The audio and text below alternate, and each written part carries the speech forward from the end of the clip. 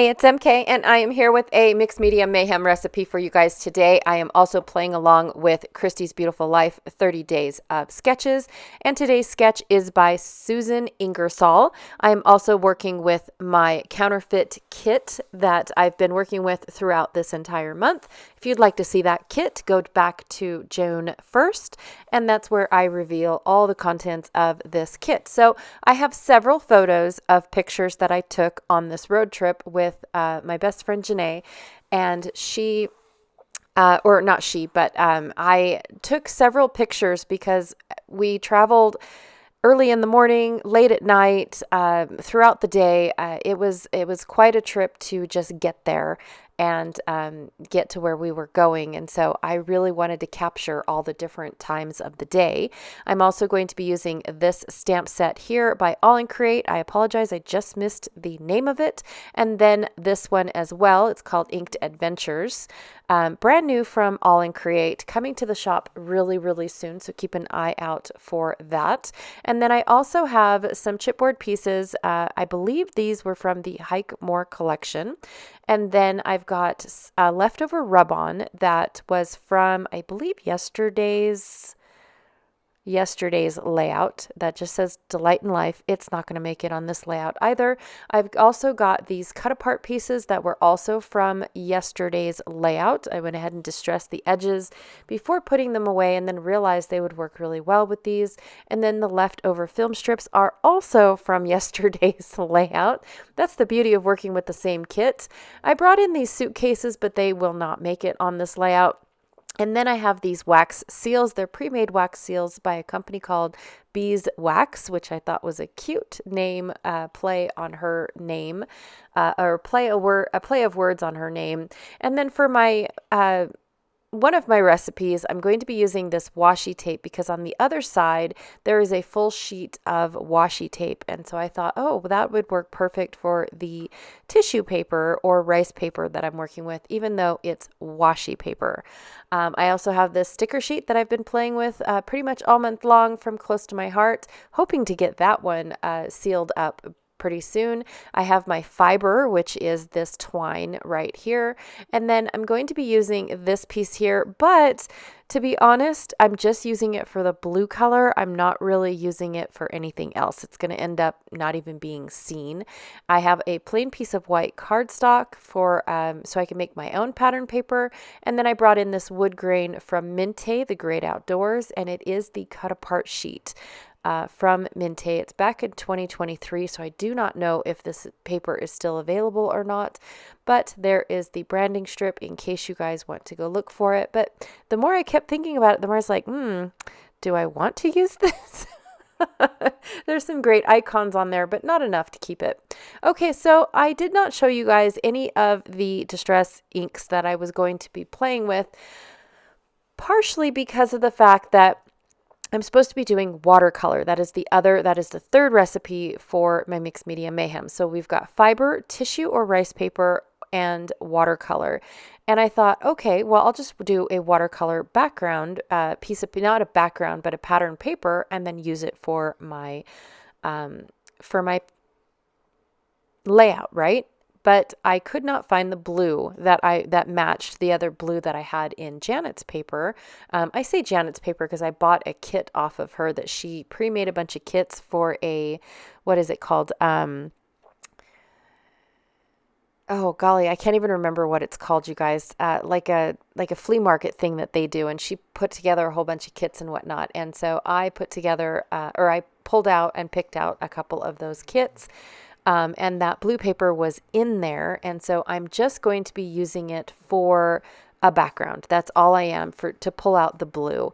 And I thought, okay, well, I want to make this paper kind of match. So then that way I pull in the blue as well on the other paper, because I'm going to extend Susan's layout or sketch into a 2-page layout, although it's not really extending the sketch, it's just making a companion page basically. So once I have my wash on my blue paper and then I end up drying it and everything, it still didn't end up the blue that I was looking for, but honestly, it looks to me like I need to get some more blue watercolor because I had the one whole blue watercolor and that was it. So I need to invest in some blue watercolor. I completely forgot about my shimmers until after I was done painting, and then I realized I could have I have tons of shimmer watercolor, you guys, tons. Why did I not go there? I don't know. I think it was because I was too hyper focused in watercolor, and I went straight to my watercolor bin, which my shimmers are in a display all on their own, so you can see their beautiful colors and everything. Stop it. Sorry, my puppy's whining, and I hope you guys can't hear him. He always does this for every video. It's almost like he doesn't like the sound of my voice or something. I apologize. So I'm going to go ahead and take some gathered twig. That is my brown. And then this one here is Rusty Hinge. And I'm using both colors to create a pattern in my whitewashed background. And it's all travel themed. So I have compasses and postage stamps and blotchy watercoloriness, all the good stuff. And I'm going to go ahead and stamp using both stamp sets. And when I random stamp like this, I always start with my largest stamp. And then I work my way through to the smallest stamp. So I just kind of guesstimate, okay, which one's longer. When it came to the smaller compass and the border strip of postage, it seems to me like they were the same size, so I treated them as such. Not that I could stamp them both at the same time, but I did also just keep in mind that I had two stamps that were very similar in size. And then I'm trying to keep my clusters very close together, but leave some blue space as well. I also decided that, again, my blue was just too bright. I couldn't do the blue. So I'm going to go ahead and take this gathered twigs and very lightly do a brush over top of the blue. And I'm much more happier with this piece here. I really do like the blue.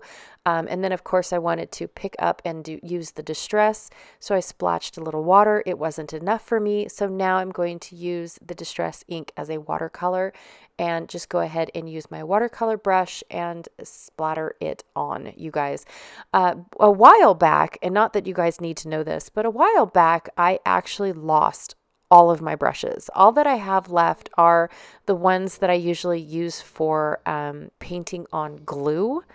And so it's like, oh, I don't want to use those. I've used them in a couple videos, but really it's like I bought all these brushes, some for acrylic paint, some for watercolor paint, and then they all just disappeared. I'm pretty sure I took them to a painting retreat at one point in time, and then I had to leave and I forgot about them, or I left them, and then it's been a bit, because I'm one of those types of people that out of sight, out of mind until I need it, right? So in the end, I end up having to just buy all brand new paints. And so I bought a set of watercolor that I am pretty super happy about. It was my Mother's Day present. And I found a gorgeous set all the way from Zurich, Switzerland. And so I'm super stoked with that set there, and talking to the gal that actually makes them. And then, of course, I bought some acrylic paint brushes on Amazon because they are a little bit more rougher used, right? Acrylic paints are hard on brushes. And so I was okay with spending less money on those because I feel like they're going to be replaced a lot more often than watercolor brushes are. So anyways, thought that I would go through that spiel of all of my brushes because it was an ordeal for me. It just, for one, I didn't realize how hard it was going to be to choose, like, what are the brushes that I need? What are the brushes that I want? I had no clue until I started actually shopping for paintbrushes. And I was like, I didn't realize it was this big of a deal back when I bought my original ones. It's just, but my foresight has changed a lot in those years, right? My crafting has changed and my insight has changed.